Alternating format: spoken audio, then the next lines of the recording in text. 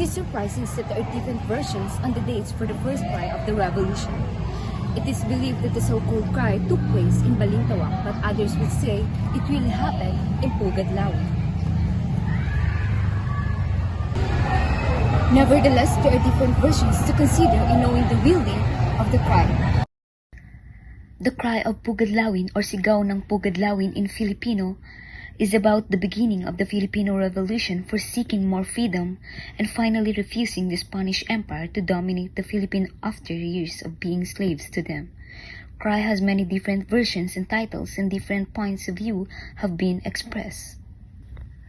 Pio Valenzuela, a physician and prominent member of the Katipunan, is a controversial figure in Philippine history, particularly for his account of the cry of Pugadlawin, the symbolic start of the Philippine Revolution against Spanish rule. And this version was written by Dr. Pio Valenzuela, who witnessed it with his own eyes, remembers the event vividly in his memories, and is considered one of the three primary sources of the first cry of the Filipinos, along with Santiago Alvarez and Guillermo Masangkay's statement. To start the story of Cry of Pugadlawin, Andres Bonifacio, the leader of Katipunan, announced a general assembly in Pugadlawin, a place in Balintawak, to urge them to stand up and start a military operation against the Spaniards' colonial government, since the Spanish authorities had discovered the existence of Katipunan and started arresting the group's members for the reasons that they were an anti-colonial secret organization. The first 5 people to arrive at their safe place to meet in Balintawak were Andres Bonifacio, Emilio Jacinto, Procopio Bonifacio, Teodoro Plata, and Aguedo del Rosario. And the last one who arrived on the next day is Dr. Pio Valenzuela. In the house and yard of Apolonio Samson at Kangkong was the place where 500 members of the Katipuneros met on August 22, 1896. In addition to the persons mentioned in August 19, 1896 and August 20, 1896 events, other people there were Bricio Pantas, Alejandro Santiago, Ramon Bernando, Apolonio Samson himself, and other important people. This event was only to share their thoughts and perspectives with each other, with no debates happening in the resolution.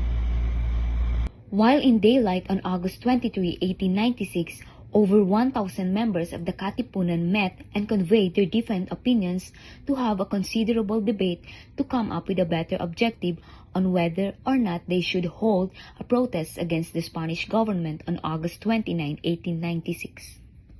This meeting was held in the house, storehouse, and yard of Juan Ramos, the son of Melchora Aquino, also known as Tandang Sora, and later labeled the mother of the Katipunan.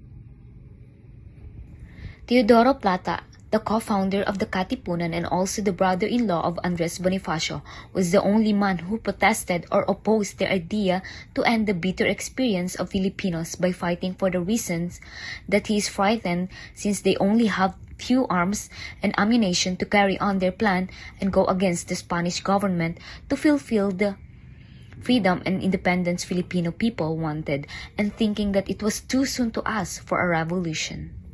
But the majority of the Katipuneros tore their residence and identity or cedula certificates to pieces and shouted, "Mabuhay ang Pilipinas! Mabuhay ang Pilipinas!" or "Long live the Philippines! Long live the Philippines!"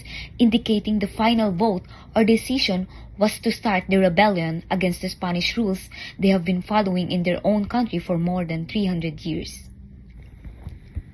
The cry of Pugadlawin was the first cry of oppressed Filipinos against the Spanish Empire and was held by munition, which later led to Philippine independence.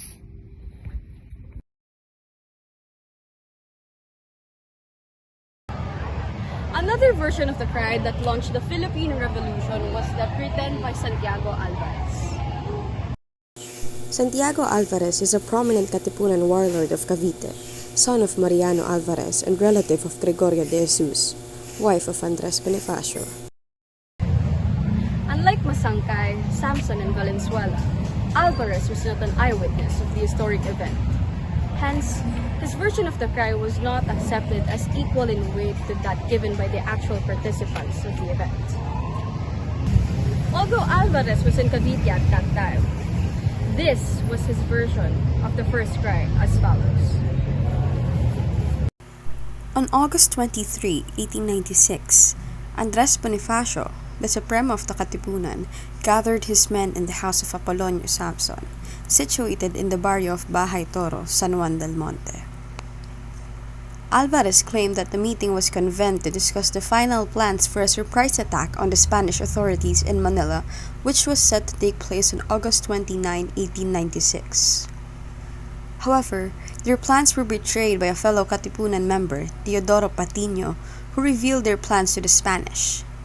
This led to the Spanish authorities being prepared for the attack, and the Katipunan forces were forced to regroup and reassess their plans. Alvarez's version emphasizes the significance of the meeting in Bahay Toro, where the Katipunan leaders made the final decision to launch their attack on Spanish authorities. However, due to the betrayal, the attack was premature, and the Katipunan forces were not fully prepared. It highlights the events that the bravery and determination of the Katipunan leaders who were willing to risk their lives for the sake of their country's freedom.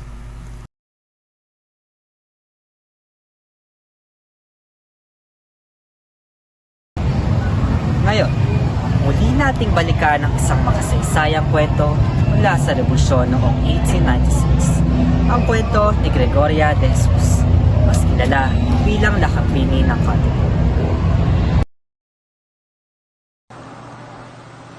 Si Gregoria ay isang haligi ng tapang at sakripisyo na nagbigay ng mahalagang ambag sa ating pakikibaka para sa kalayaan.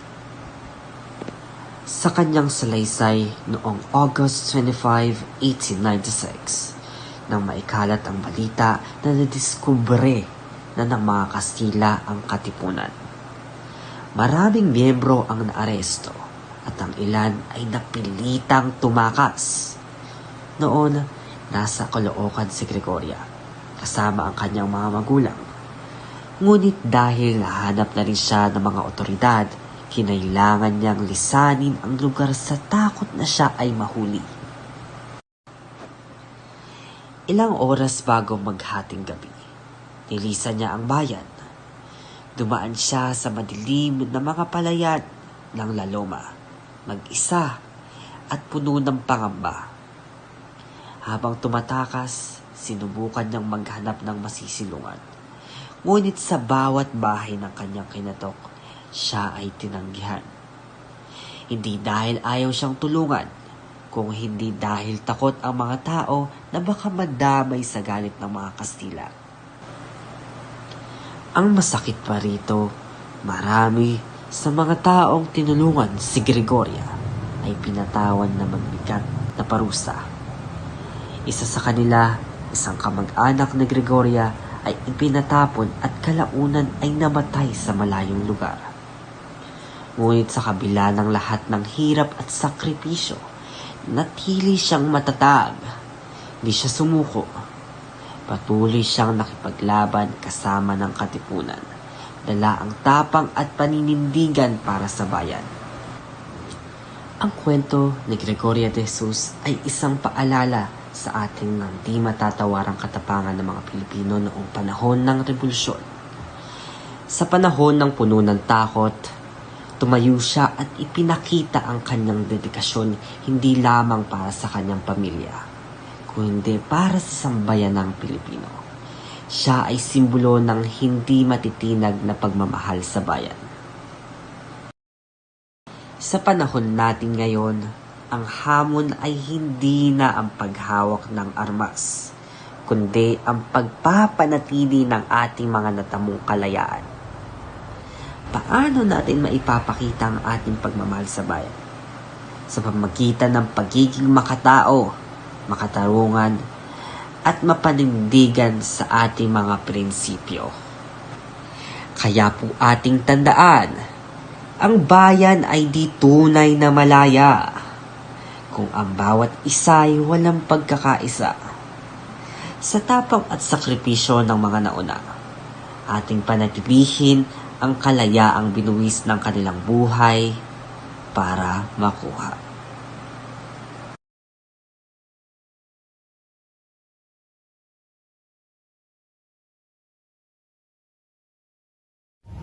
Ating tatalakayin sa bahagi ito ang isa sa mga makasaysayang kilusang naganap ng Revolusyonaryong Pilipinas noong 1896 na naganap sa Hilagang Kape ng Maynila sa baryo ng Balintawak.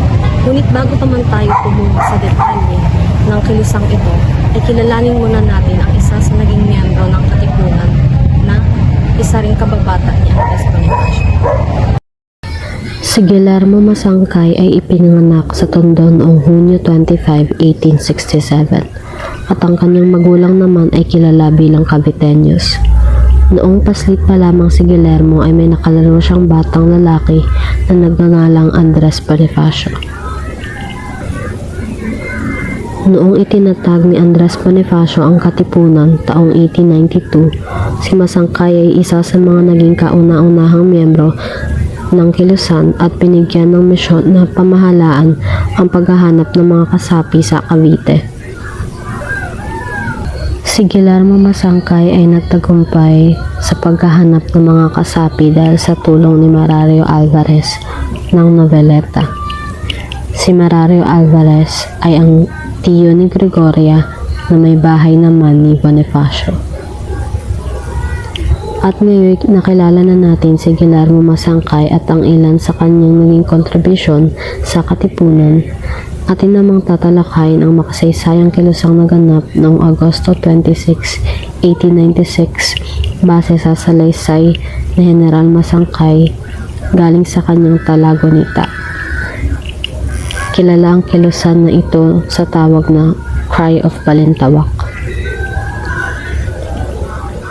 Ayon sa salaysay ni Guillermo Masangkay, noong Agosto 26, 1896, isang malaking pagpupulong ang naganap sa Balintawak, sa bahay ni Apolonio Samson at sa kabesa ng baryo ng Caloocan.